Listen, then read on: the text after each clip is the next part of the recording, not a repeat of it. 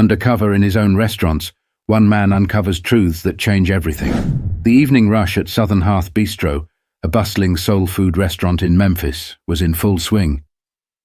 The scent of fried catfish and buttery cornbread drifted out to the parking lot, where a man in ragged clothes lingered, leaning against a lamppost. His beard was unkempt, his hoodie torn at the elbows, and he clutched a battered duffel bag that had seen better days. To any onlooker, he appeared to be just another homeless man, one of many who slipped through the cracks of society. But inside that disheveled disguise was Alex Johnson, the proud owner of Southern Hearth and 8 other thriving locations across the South. Over the past 25 years, he'd built his empire from scratch, driven by a passion for food and a deep commitment to his community. He wasn't just serving meals, he was creating gathering places where neighbors became family. Now, nearing 60, Alex was grappling with the question of legacy. Who would carry on his vision? His children weren't interested, and hiring an outsider felt wrong. He wanted someone who understood what Southern Hearth stood for: hard work, compassion, and treating everyone, staff and customers alike, with respect. Resumes wouldn't show that, and neither would boardroom interviews. So here he was, undercover and nervous, stepping into his own restaurants not as their owner, but as a nobody. He wanted to see his staff through a different lens, to learn who they were when no one was watching. This wasn't just a whim, it was his plan to find the next leader of Southern Hearth. Alex's heart thumped as he pushed the door open. Warmth and chatter enveloped him. A young hostess glanced at him, hesitated, and then smiled. "Hi, sir. Can I help you?" she asked kindly, her voice unsure but polite. He didn't answer immediately, taking a moment to absorb the scene. This wasn't just about him anymore. This was about ensuring Southern Hearth continued to thrive long after he was gone. But Alex wasn't prepared for what he'd uncover. Not just the good, but the heartbreaking, the ugly, and the utterly unexpected. Alex sat near the back of the restaurant, choosing a corner table that gave him a clear view of the floor. He shuffled in his seat, his rough clothing blending with the worn duffel bag at his feet. The restaurant buzzed with life. Servers darted between tables balancing trays, the clinking of utensils mixed with soft chatter, and laughter occasionally rose above the hum. A waitress named Mia approached him, her brow furrowing slightly as she took in his appearance. "Welcome to Southern Hearth," she said, her voice warm despite her obvious hesitation. "What can I get for you?" Alex looked up, meeting her gaze. "Just water," he mumbled, lowering his eyes to sell the act. Her smile wavered, but she nodded. "Of course. Let me know if you need anything else." As Mia walked away, Alex noticed another server nearby. A young man named Travis leaned against the counter, scrolling on his phone, while an elderly customer struggled to catch his attention. Alex's jaw tightened, but he reminded himself he wasn't here to judge. Yet. Over the next few days, Alex moved from restaurant to restaurant in his chain. He stayed long enough at each location to observe the staff's behavior under pressure. At the Baton Rouge location, he saw a dishwasher, Rosa, step into bus tables when the servers fell behind. She didn't complain, just rolled up her sleeves and got to work. But it wasn't all inspiring. At a spot in Jackson, Mississippi, Alex overheard 2 cooks arguing loudly in the kitchen, their spat spilling into the dining area. Customers exchanged uneasy glances, and the manager, Dennis, pretended not to notice. Alex scribbled notes in a small, tattered notebook he kept hidden in his bag. One evening, at the Birmingham location, something unexpected happened. Alex had been sitting quietly, watching a server named Danielle juggle 4 tables with remarkable grace. A young mother with 2 children struggled to keep them calm, clearly overwhelmed. Danielle crouched beside the table and spoke softly to the kids, pulling crayons and paper from her apron. The children beamed, and the mother's shoulders relaxed as she thanked Danielle profusely. Alex felt a pang in his chest. That's what Southern Hearth was about, making people feel seen, cared for, even in small ways.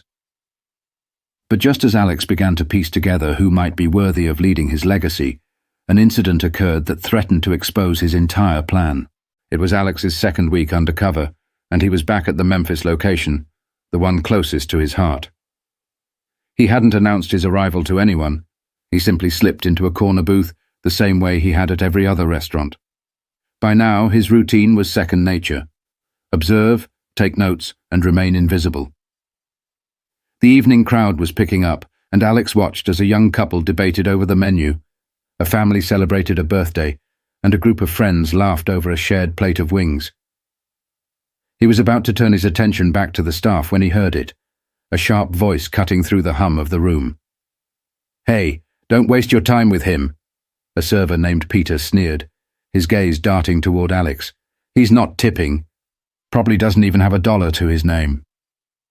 Alex's chest tightened. He'd been careful to stay in character, but this was the first time someone had openly mocked him. Mia, the same waitress who had greeted him with kindness on his first visit, stepped forward. "That's not how we treat people, Peter," she said firmly, her tone laced with disappointment. Peter rolled his eyes. "Come on, Mia. We're already slammed. Why waste energy on someone like that?" Mia didn't flinch. "Because it's the right thing to do," she shot back before turning her attention to Alex. "Sir, I'm so sorry about that. Can I get you anything?" Alex shook his head, feeling a mixture of pride and anger. Mia had passed the test in a way he hadn't anticipated, but Peter's behavior gnawed at him. How many others shared that attitude, hiding it behind polite smiles when they thought someone important was watching? The moment might have passed without incident if it weren't for what happened next. A middle-aged man in a sharp suit entered the restaurant, and Alex recognized him immediately. Earl, the district manager. Earl's gaze swept the room, pausing on Alex for a fraction of a second before moving on. Alex stiffened. Earl didn't know about his undercover plan, but he knew Alex well enough to spot him if he looked too closely. Alex kept his head down, but Earl began making his way toward the back. The tension in Alex's chest built with each step. When Earl finally reached his table, he leaned in and whispered, "Alex, is that you?" Alex froze, his cover blown in an instant. Before he could respond, Earl's expression shifted from confusion to understanding, then disbelief. "What are you doing dressed like this?" The room seemed to tilt, and Alex felt every pair of eyes in the restaurant turn toward them. The staff, the customers, even Mia. They all stared, their curiosity palpable. Alex stood slowly, his mind racing. There was no point in denying it now. "I'll explain later," he muttered to Earl before addressing the staff. "I'm Alex Johnson. I own this restaurant, and all the others." Gasps rippled through the room, and the murmur of conversations faded into stunned silence. Alex's gaze swept across his employees, landing briefly on Peter, whose face had gone pale. He turned to Mia, who looked more confused than anything else. "Why didn't you just tell us you were coming?" Earl asked, his voice still low. Alex sighed.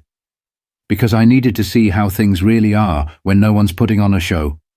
And now I think I've seen enough." But the fallout from Alex's revelation would challenge not only the staff, but also Alex himself, forcing him to confront the unexpected consequences of his undercover journey. The aftermath of Alex's revelation left the restaurant buzzing with tension. Peter avoided eye contact, retreating to the kitchen, while Mia stood frozen near Alex's table, unsure whether to approach or give him space. Earl, still trying to wrap his head around the situation, urged Alex to follow him to the office for privacy, but Alex shook his head. "No," Alex said, his voice steady but firm. "I'm saying what I need to say right here." He stepped forward, addressing the entire staff and customers who had paused their meals to eavesdrop. "For the past 2 weeks, I've been visiting every single one of my restaurants, dressed like this," Alex began, gesturing to his tattered clothes. "Not because I don't trust my team, but because I wanted to see who you all are when you think no one's watching." Murmurs rippled through the staff. Some looked confused, others nervous, and a few curious.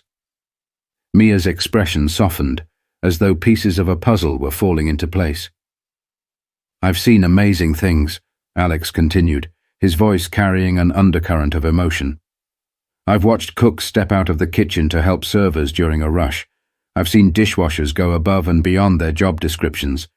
And I've seen acts of kindness, like a meal paid for by one of you out of your own pocket, because that's the heart of Southern Hearth." He paused, letting the weight of his words sink in. "But I've also seen things that broke my heart, like disrespect, toward customers, toward each other. This place wasn't built on cutting corners or treating people like they don't matter. It was built on hard work and respect." Peter, still lingering by the kitchen door, shifted uncomfortably. Alex didn't call him out directly, but the weight of his earlier behavior hung in the air. Taking a deep breath, Alex continued, "I didn't do this to embarrass anyone. I did it because I'm looking for someone to lead Southern Hearth when I step back. Someone who understands what this place means, not just to me, but to the community." Eyes widened across the room. The weight of his words wasn't lost on anyone. He was searching for an heir, and suddenly, every action over the past few weeks felt like it had been put under a microscope. Alex turned his gaze to Mia. "Mia, you've shown me what leadership looks like. Standing up for what's right, even when it's hard. You reminded me why I started this business in the first place." Mia's eyes filled with tears, her hands trembling as she pressed them to her chest. "Mr. Johnson, I don't know what to say." "You don't have to say anything," Alex replied with a small smile. "But I'm not handing you the reins just yet. Leadership isn't a gift. It's earned every day. I'm offering you the chance to train under me, to learn what it takes to run Southern Hearth, not just as a business, but as a family." Mia nodded, tears streaming down her cheeks. The room erupted into applause, and even some of the customers joined in. But Alex's gaze shifted to the rest of the team, his expression serious. "This isn't just about one person," he said. "Every single one of you plays a part in what makes Southern Hearth special. I'll be making changes to ensure we all stay true to that vision. But let me be clear. Kindness, respect, and hard work aren't optional here. They're the foundation of everything we do." But while the applause settled and the excitement dimmed, Alex knew this wasn't the end. There was still work to be done, not just for Mia, but for the entire team and himself. The restaurant gradually returned to its normal rhythm, but the atmosphere felt lighter, charged with a sense of renewal. Alex stood quietly for a moment, watching the staff move with a newfound energy. Mia, still wiping her eyes, smiled at a customer while balancing plates, her usual grace now carrying the weight of an extraordinary opportunity. Later that evening, when the restaurant was winding down, Alex gathered the team for a private meeting. Everyone crowded around, from the dishwashers to the line cooks, their expressions a mix of curiosity and anticipation. Even Peter, who had spent the rest of the shift in reflective silence, stood near the back, his gaze cast downward. Alex leaned against the counter, the tiredness of the day visible on his face, but softened by a glimmer of hope. "I want to leave you all with something to think about," he began, his voice calm but resonant. "This journey has taught me that legacy isn't about money, buildings, or even food. It's about the people you touch and the values you leave behind." He paused, letting the words settle before continuing. "Every one of us has the power to leave a mark on someone else's life, whether it's through a smile, a kind word, or doing the right thing even when no one's watching. That's what Southern Hearth is about. And if we forget that, then everything I've worked for, everything we've built together, means nothing." The room was silent, the weight of his words pressing on each person like a gentle reminder of their shared responsibility. Alex's eyes moved to Peter, who finally looked up, guilt and resolve mingling in his expression. "Peter," Alex said, addressing him directly for the first time since the incident. "You have a chance to be better. We all do. What matters is what you choose to do next." Peter nodded, his voice breaking as he said, "I'll do better. I promise." A small smile touched Alex's lips before he addressed the group again. "Mia may be stepping into a new role, but this is a team effort. If we support each other, we can keep this place as special as it's always been, and maybe even better."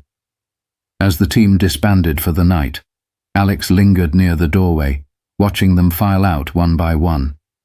He felt a mix of pride and humility. The journey had been harder than he'd anticipated, but it had been worth it. Turning off the lights, Alex took one last look around the restaurant, the memories of his undercover mission still fresh in his mind. The road ahead was uncertain, but for the first time in years, he felt hopeful about the future of Southern Hearth. So, what can we take from Alex's story? Legacy isn't about what you leave behind, it's about the lives you touch along the way. Let this inspire us to be kinder, to lead with compassion, and to always strive to be better. If you enjoyed this story, don't forget to like, share, and subscribe for more stories that matter.